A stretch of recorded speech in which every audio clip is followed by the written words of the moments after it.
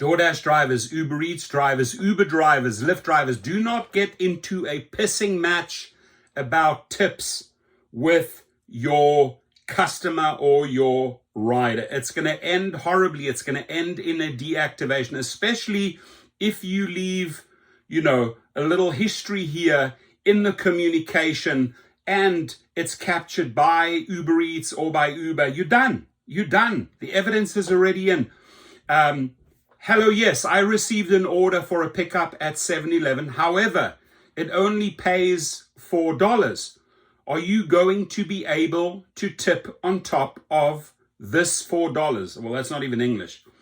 On top of the $4, right? At this hour, the common tip per order is about $5.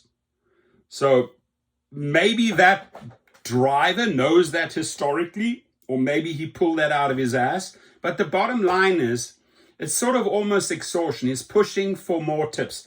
My advice is, right, obviously there's a lot of tip baiting. I'll show you in the next video. It says, they have 336 hours really to change their tip, right? There's a lot of tip baiting going on.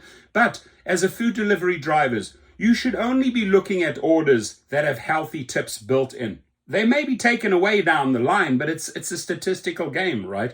The customer knows you are only going to drive for a tip. The higher the tip, you start driving. There's no money with Uber Eats and DoorDash anyway. People are doing $1.50 delivery. So if you are accepting a $4 delivery and you're using extortion to try and get more, you're done.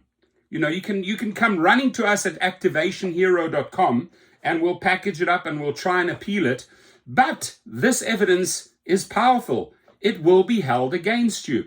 So when the driver says at this hour, the common tip per order is about $5, what do you think the customer's response is? Dude, are you serious? It's like a $15 order and it's right by my apartment. I tipped $2 on like a $15 order. Are you really telling me to tip more?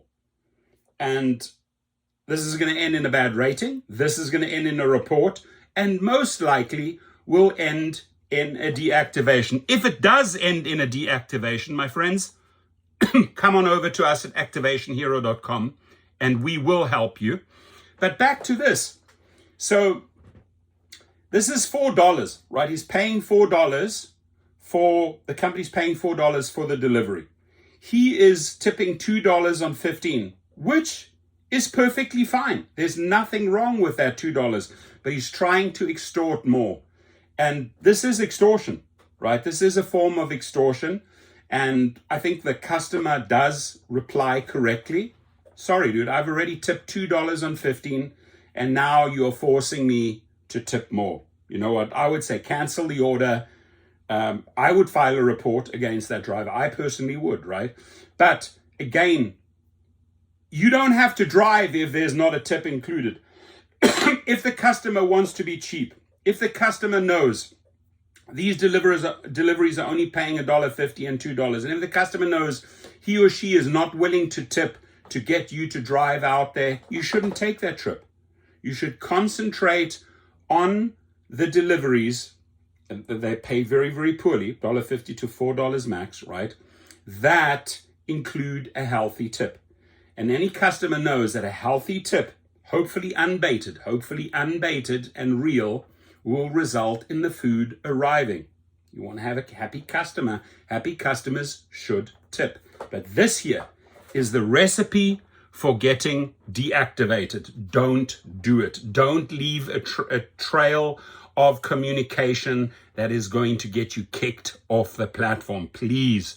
Now, at this point, let me just tell you, take a deep breath. Don't engage. Don't get irate. You move on. You move on to the next.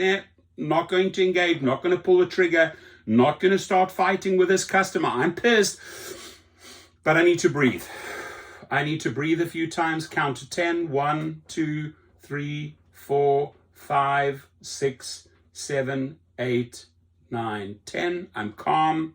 I move on to the next one. I will not engage with the customer. I will not get myself deactivated. Easy. I just showed you how to do it. Your comments.